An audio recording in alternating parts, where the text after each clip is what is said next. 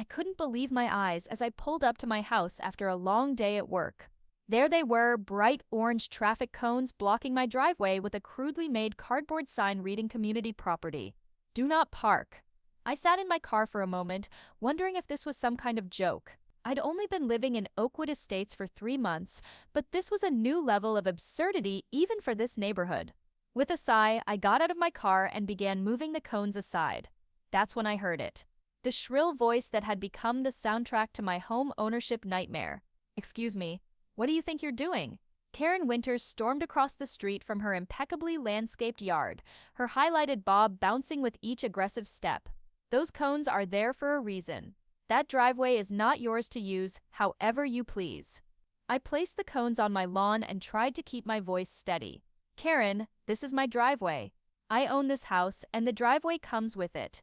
Her face flushed an alarming shade of red as she jabbed a finger toward me. "No, you're mistaken. That's a community access easement, and I've already called the HOA and the tow truck. You can't just monopolize shared property." Little did I know this confrontation would be just the beginning of a nightmare that would end with flashing police lights and an arrest that would leave the entire neighborhood in shock. I had moved into my home in Oakwood Estates just 3 months earlier, thrilled to finally have a place with a spacious driveway where I could park both my car and occasional visitors without hassle. The neighborhood seemed perfect. Well-maintained homes, quiet streets, and a sense of community I was eager to join.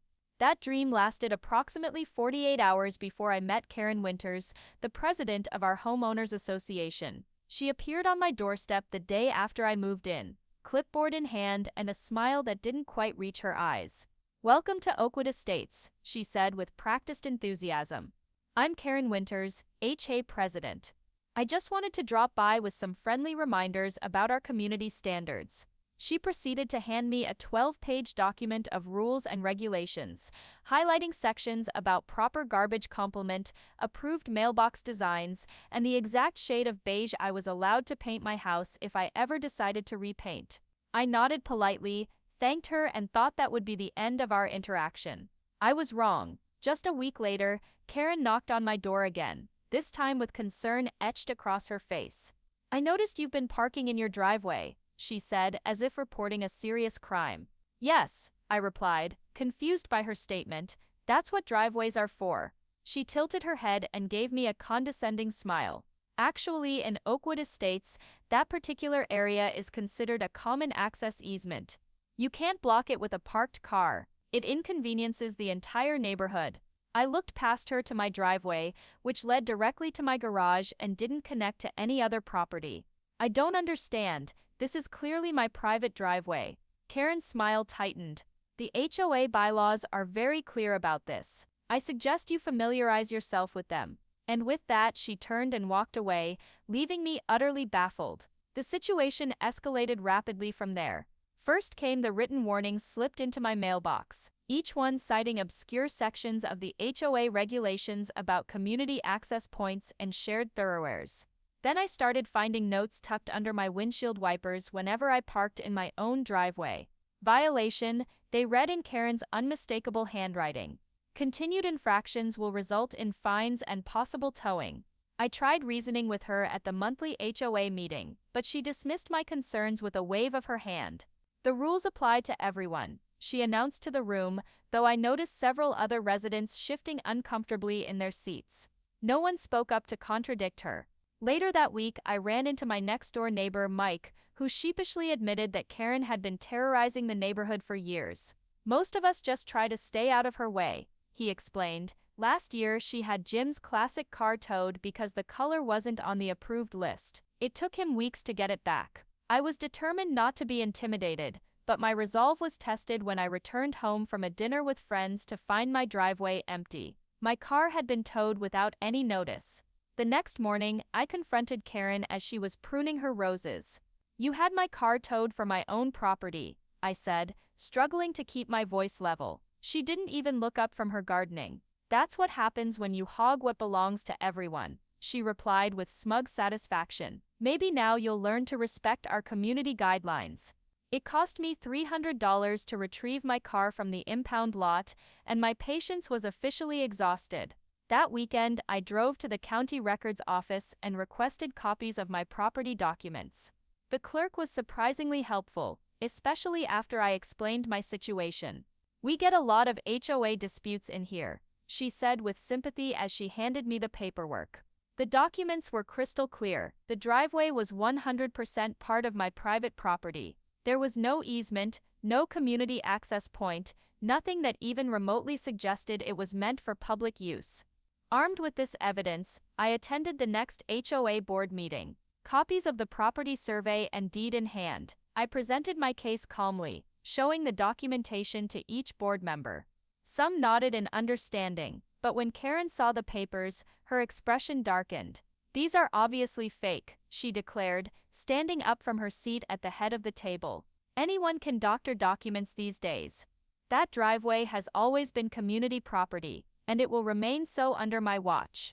The other board members looked uncomfortable, but remained silent as Karen dismissed my evidence. As I left the meeting, one of them, a retired gentleman named Frank, whispered, "She's got most of them scared to cross her, but what she's doing isn't right." The next day, I noticed something new. A security camera mounted on Karen's house pointed directly at my driveway. She had escalated to surveillance. When I ordered a package, she screamed at the delivery driver for pulling into community property. When I had friends over, she photographed their cars and threatened to have them towed.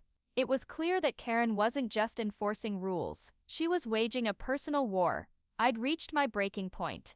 I filed a formal complaint with both the HOA management company and the local police department documenting the harassment, false towing, and invasion of privacy.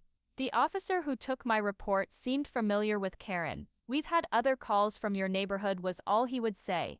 3 days later, Mike knocked on my door. "You need to know something," he said, looking nervously over his shoulder. "I saw Karen spray painting the curb in front of your driveway last night. She was marking it as has-own only. I didn't want to get involved, but this is getting out of hand."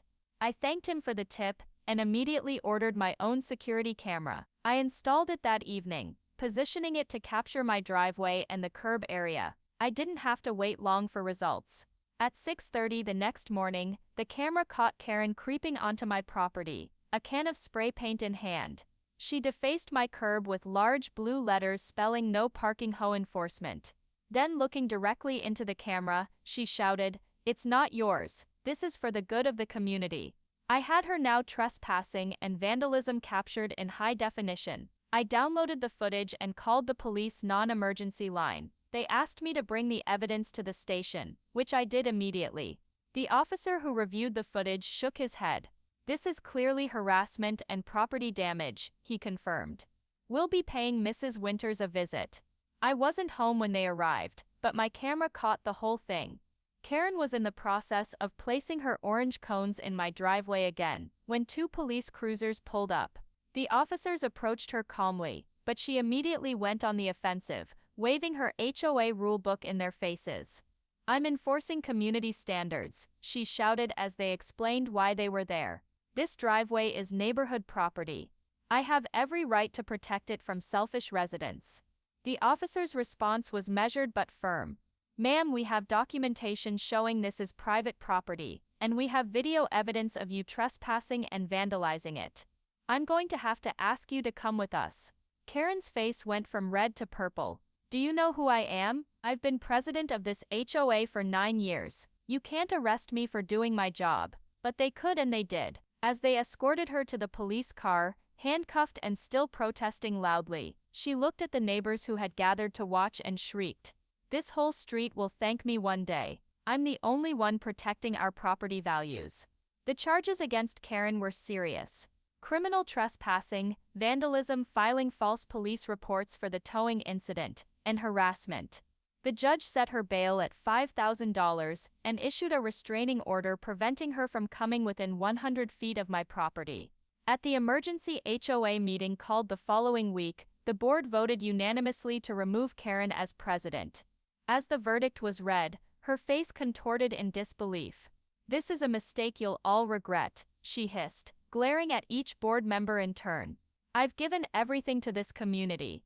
She stormed out of the meeting room, slamming the door with such force that the HOA mission statement fell off the wall and shattered on the floor.